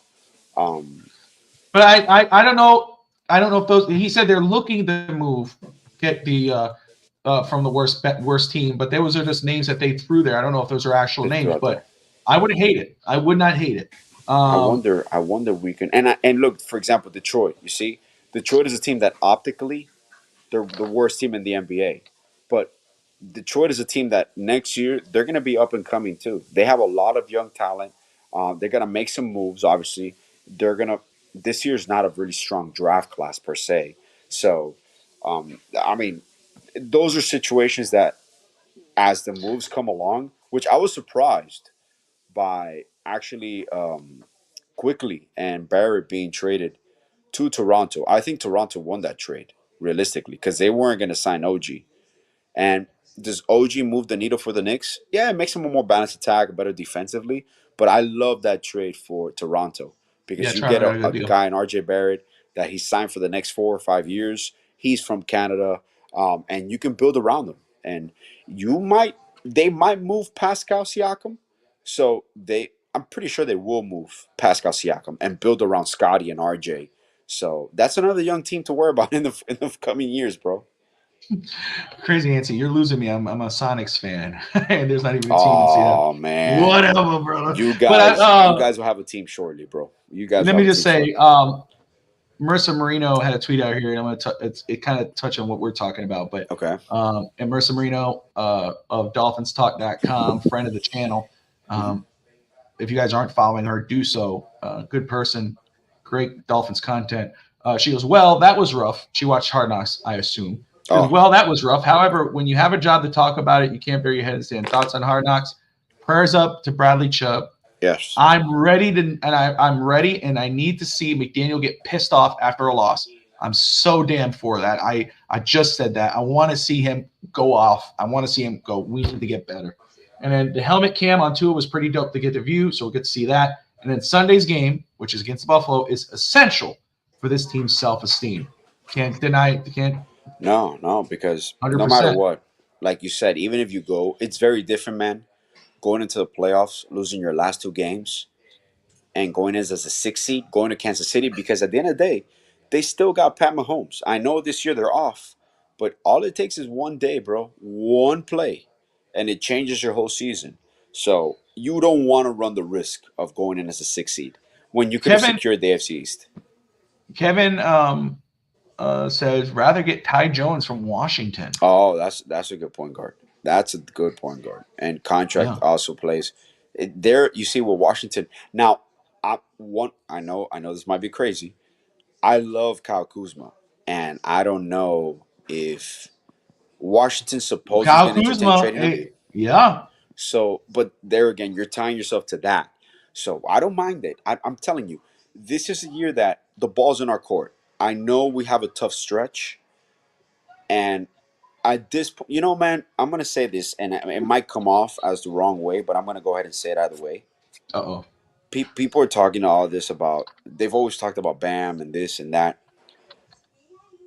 I know Jimmy has always put up in the playoffs, but these stretches in the season where Jimmy doesn't play at times, it's starting to get annoying for me because I already know that we have the depth and it gives young guys the momentum, but we have these situations where Jimmy takes these times off, and I know he's injured, so he's getting rest, he's getting treatment. But this team is going to get to a point where we got to stop using health as kind of like a crutch, because eventually there is going to be a post Jimmy era, and I'm telling you, I love Jimmy Butler. I think this team is built to win right now. I'm actually excited for the post Jimmy era because I feel the way this team is going with Jaime, with Tyler, with Bam, it's gonna be a different style where you're still grit and you're a dog and you're gonna have to battle the Miami Heat every time you play them.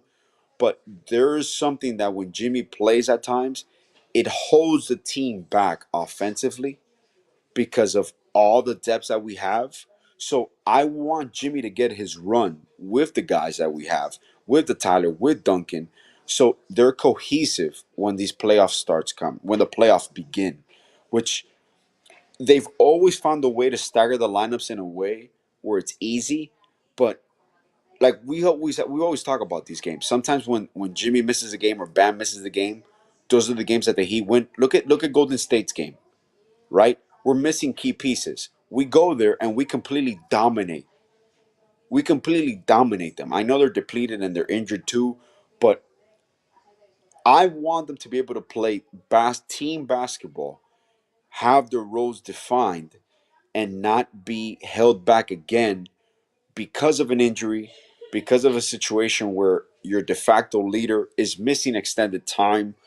I know the playoffs are completely different, and the depth that we have this year, no matter we make a move or not, I do believe is going to be essential for us in the playoffs, because now you're seeing a different Tyler, you're seeing a different Bam, but this team cannot rely. For example, I love when Bam is aggressive, but Bam cannot force his mid-range shot. He cannot force a long two, or start forcing threes, because that's not the game. That's not his game. So you want them to be on a flow with Jimmy missing as little time as possible to get comfortable. And this is the stretch now, closer to the trade deadline in February, with less than a month. This is the stretch where you kind of already have your core. You know what your rotation is. Do I feel they're still figuring things out, even with Jovic? Even with Orlando Robinson. Orlando Robinson getting his runs. I think he's going to be influential this year in the playoffs. I think Kevin Love has found his perfect role as the backup five. So there's a lot of combinations here where, honestly, it's going to get to a point where you're not going to be able to play Thomas Bryant at times. Like, I'm at that point.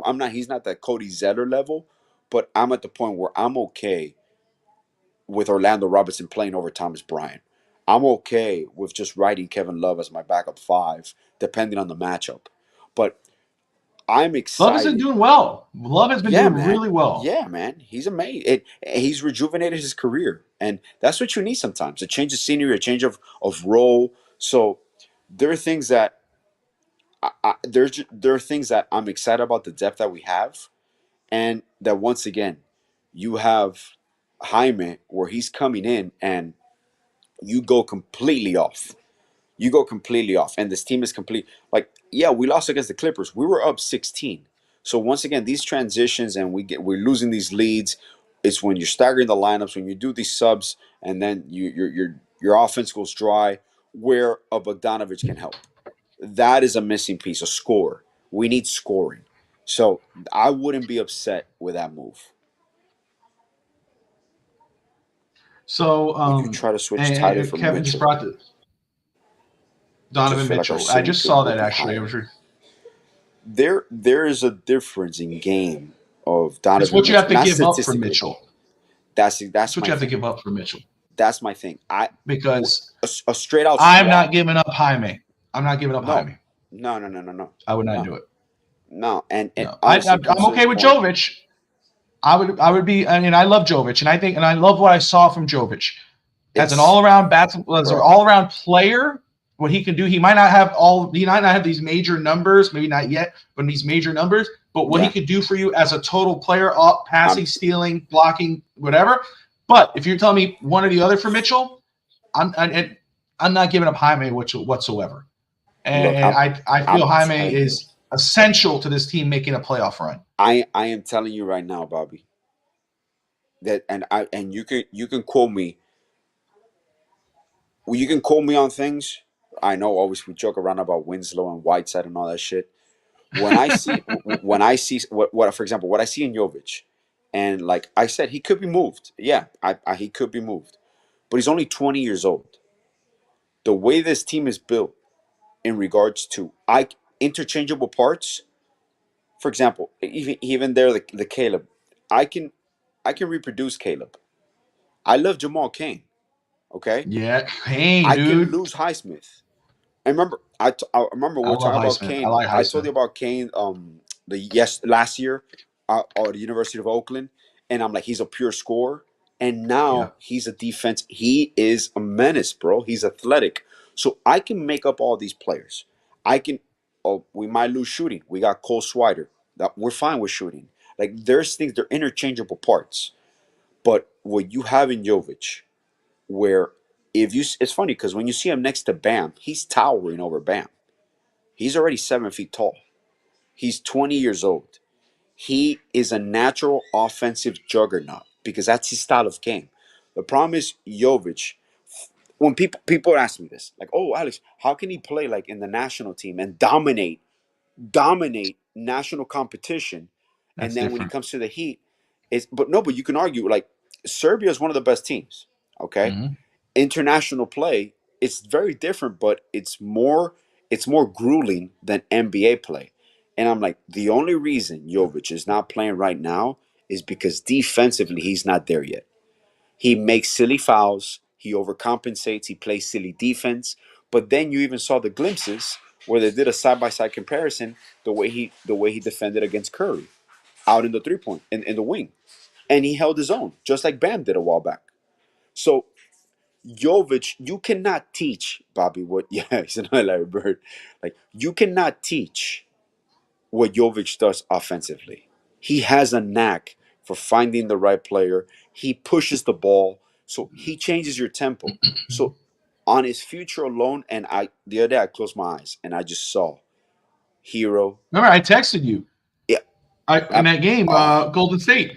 Yes. Everything I saw from him, I was like, dude. I mean, and Kane obviously, but what I saw from and it changed though when Bam came in, and you're like, Yes. oh, watch for this, and I said, Yes. oh, it looked like it took a step back because when Bam wasn't there, and again, you got to give them time to gel. But when Bam wasn't in there, he seemed more free flowing. He was stealing the ball, blocking the pass, and I was like, oh my goodness, I was like, this is what I want to see. You can play Jovic with a strong defender like Jimmy, with Bam, Highsmith, because and this Kevin right here, and I don't know if Spo's still trying to develop him as a team, because in basketball, obviously, in professional basketball, there's coaching, there's developing, and then there's actually working with your player, like rotational players.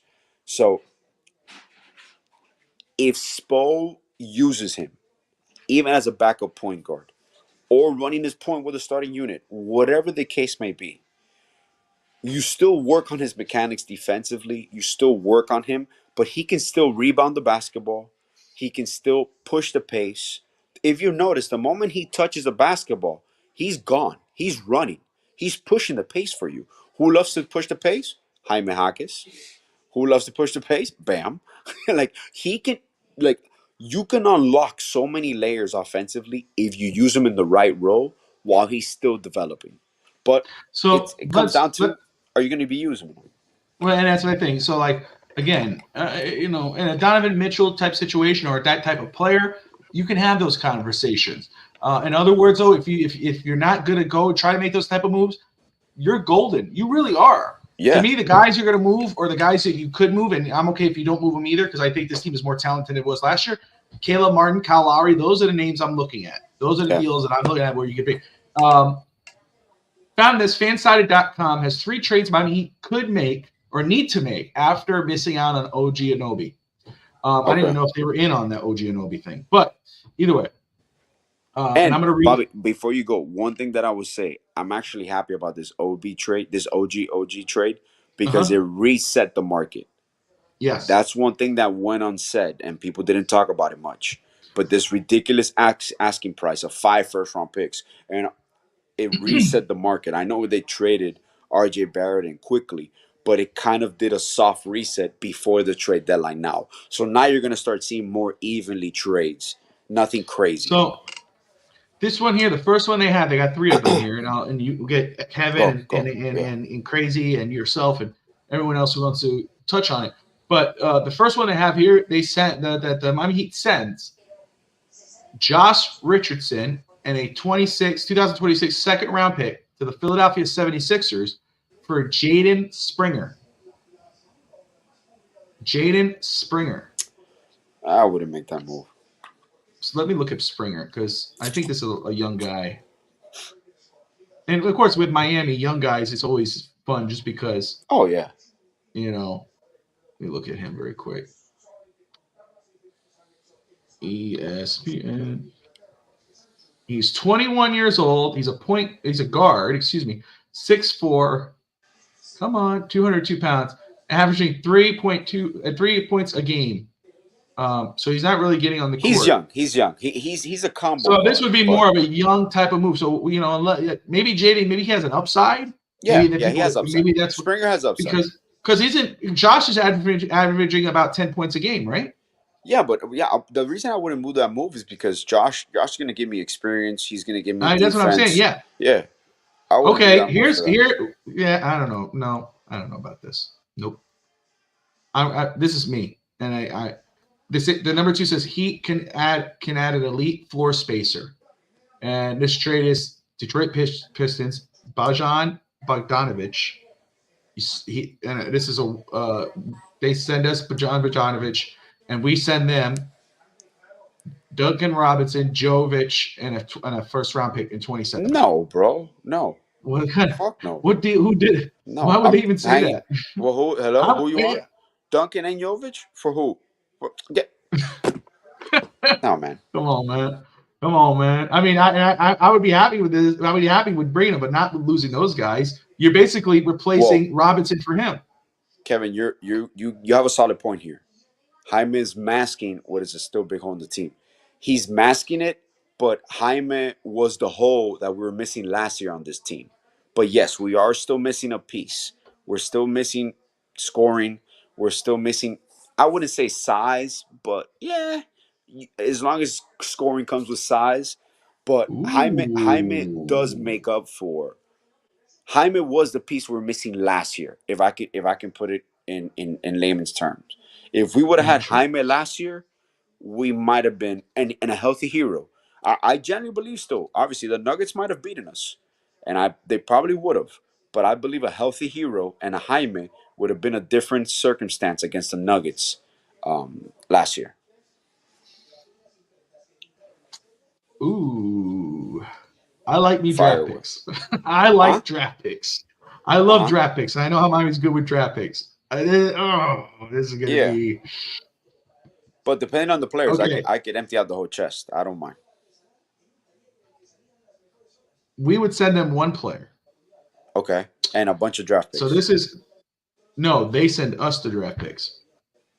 Okay. So the New York Knicks would trade us Dante DiVincenzo,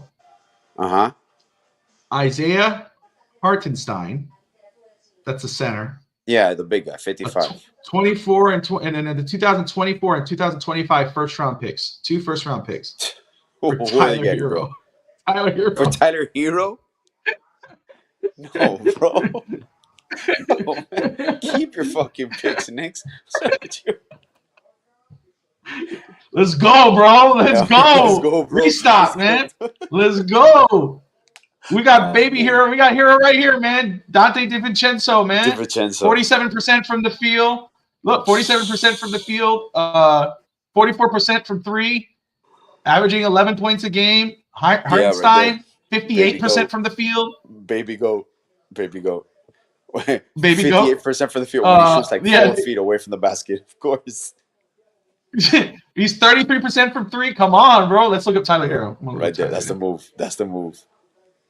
That would put us. That's the top. Look. Kevin, we're here. We're going to be right there. That's the one. That's the key piece we're missing from jumping to. What you don't understand, that's one game. That's a one game. 1 game plus 1 game. The Delaware Michael Jordan. It's like, look, Tyler's numbers, man. Credit to Tyler, though, man. Tyler's 23.4 points a game. Yeah. 45% from the field, 42% from 3. But again. Oh, in this team, yeah, I would fear Tyler in the playoffs because Tyler can go off, man.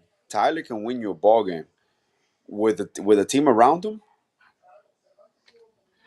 That's where I differ a little bit. I love Tyler, but I have not seen that when he's going off, the team is not. It sucks. No, but that changed the whole when he came back. I'm telling you, because when he was leading the team scoring. Did it change against the Clippers? Oh, bro, that's 1 game, man. They won like 4. They won like 4-1 since he came back. But come on, it's the Clippers. Come on. There you go. Moving the goalposts again.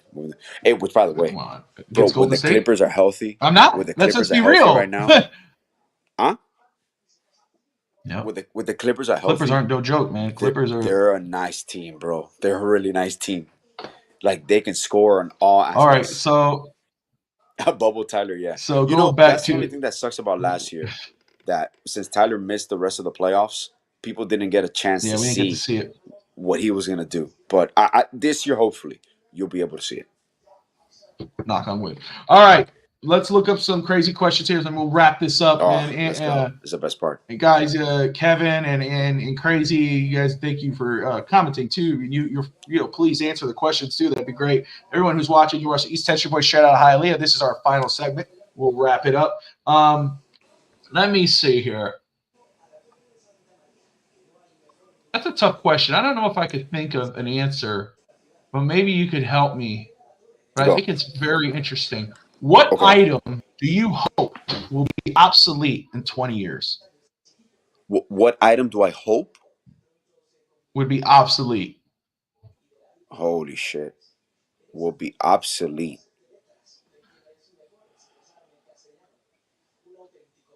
What item causes the most harms right now? Guns? Because all I would think, items that would be obsolete, my hope is something that causes harm, something that can hurt people, something that people can use as a weapon. So overall, damn, what item I hope will be obsolete? Okay, I want to say a nuclear weapon. The jockstrap. There you go, Crazy. That works. The jockstrap. I'll say a nuclear bomb. I'll say TikTok. Yeah, for sure, bro. I think TikTok should be obsolete right now. Like some of the shit that. I would say air travel. Air travel? I'm gonna make it fun. I would hope air travel's obsolete 20 years. I hope they find like a teleport thing. So instead of saying, you know what I mean? Cool. So that way you just quit, just bam, right there. Gone. Not a 15-hour drive for Alex to Tennessee or a 3-hour flight to Miami. It's right there. That's a good answer. Bring Grandpop these days. Let me see.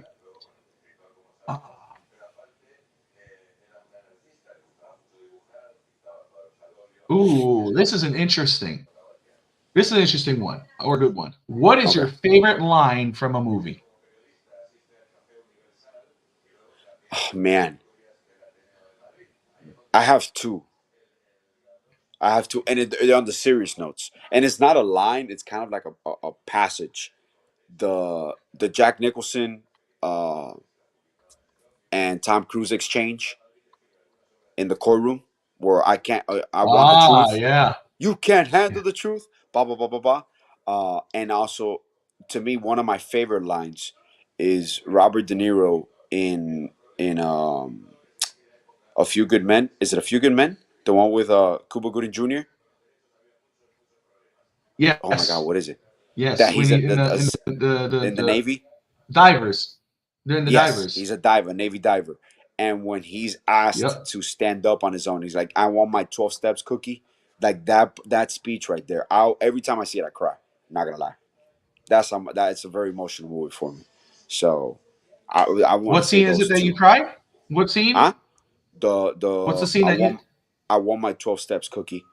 When Cuba Gooding Jr. obviously is an amputee and he has to pass these 12 steps test to be reinstated as a Navy diver. That part is really cool. Here's Johnny. That's a good one. I like to say, movies. I have a very TV shows, movies. I have a very unique good relationship with those things. I've joked with my wife before that a lot of movies that I watch and shows that I watched help mold me. I kind of think a lot of absolutely. The lines from movies or the shows like All in the Family, and the Jeffersons and those type of shows. I grew up with. Alex, you know me. I had 2 chairs in my house, and I got that mindset from Archie and Edith. I had my own chair. It's my chair. Get out of my chair.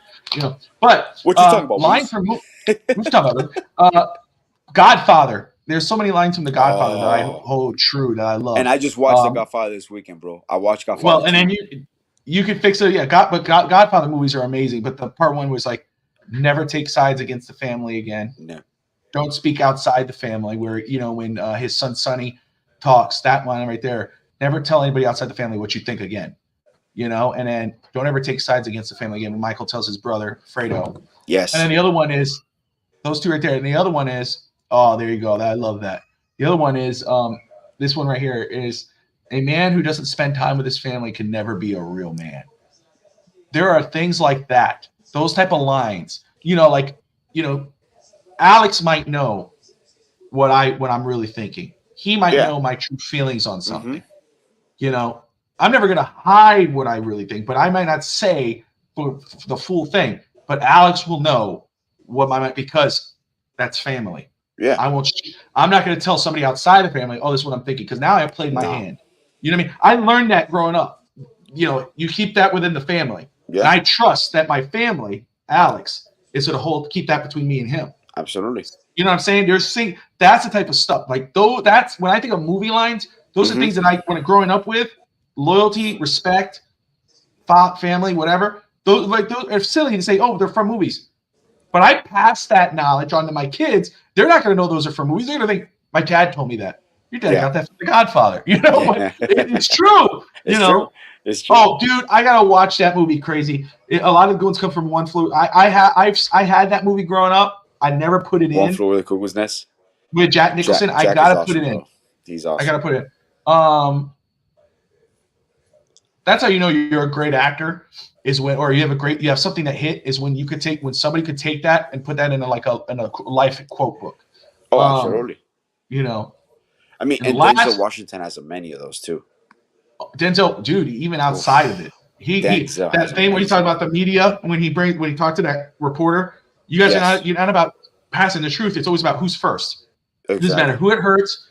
What if it's bullshit or not, whatever. It's always about. I'm paraphrasing here because it doesn't matter who you hurt, if it's true or not. You're not confirming it. You just want to be the first one to say it. And he said that to all of them. And I'm like, man, Denzel's everybody's father figure. He's that guy. You can listen to Denzel Washington, and the way he talks about his wife and stuff. It's like, damn, man. When I grow up, I hope I'm Denzel Washington. I can be like. He Denzel is Washington. One of the only actors, and Anthony Hopkins.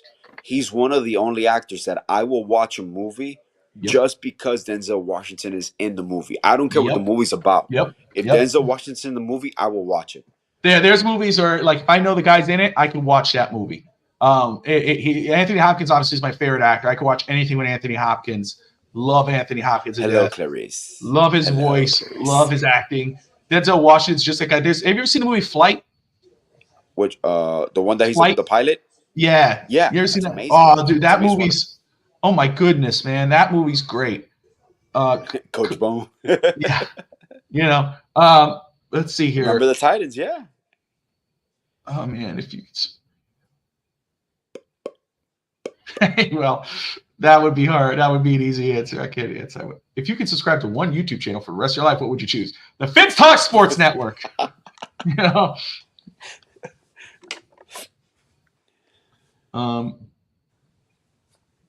Come on. Let's see. There's some good ones here, but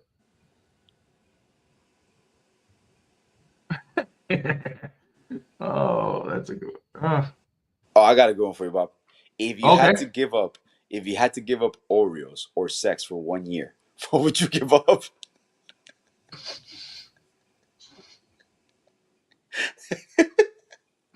Hey, I mean, Oreos have never let us down, bro.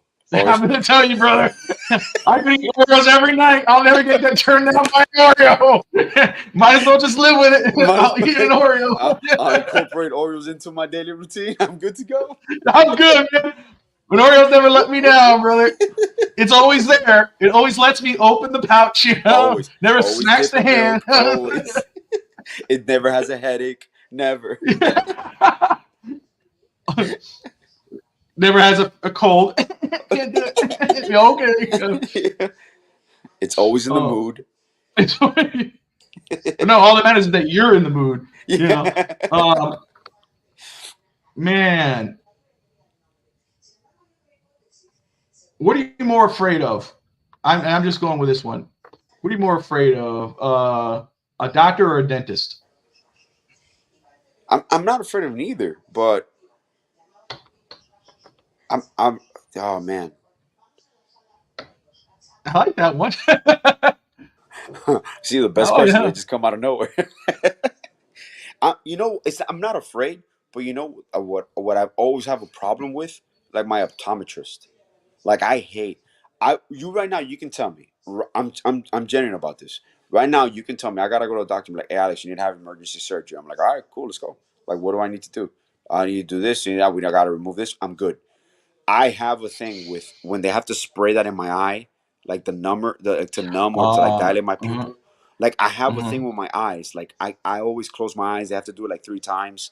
That's the only doctor that I have an Really? issue with. Wow. That's it, bro. And it's not that I'm scared. It's just I'm annoyed by it. I don't like people close to my eyes. Like I can't even. I'll see my wife like she'll do like or my daughter putting on the contacts, and I'm like, oh my god, you're touching your eyeball, bro. No, I can't do that. I can't do that. I can't do that, man. That's it. Aside from that, I have no problem with doctors. I don't. If it's between doctor and dentist, I don't have no issue with the dentist, because I'm always afraid, like if they're going in, they break a tooth or something, or they hit a bone or a nerve. Okay. That's the most nerve-wracking thing. What's up, Cap? How you doing, brother? Good to see you, my man. Let's see. And what sucks about the dentist is they do any work on you, like you're numb for like half a day and you can't even breathe because it's just like. See, this one's a good one, but I don't know if I have it already. Can you touch your nose? No, that's stupid. All right, last but not least. Let's do it. I can find it. Okay, well.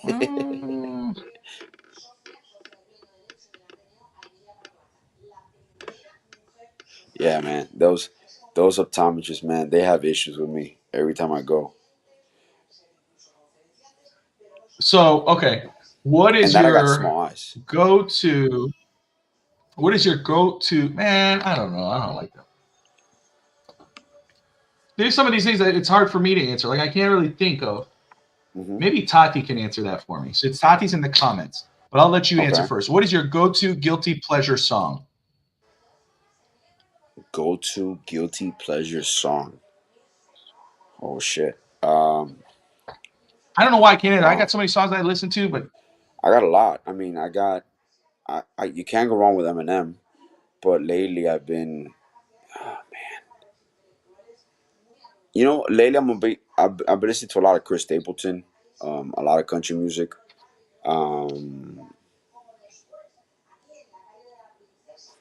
Damn, I'm between Eminem and like some old school rap and like country songs.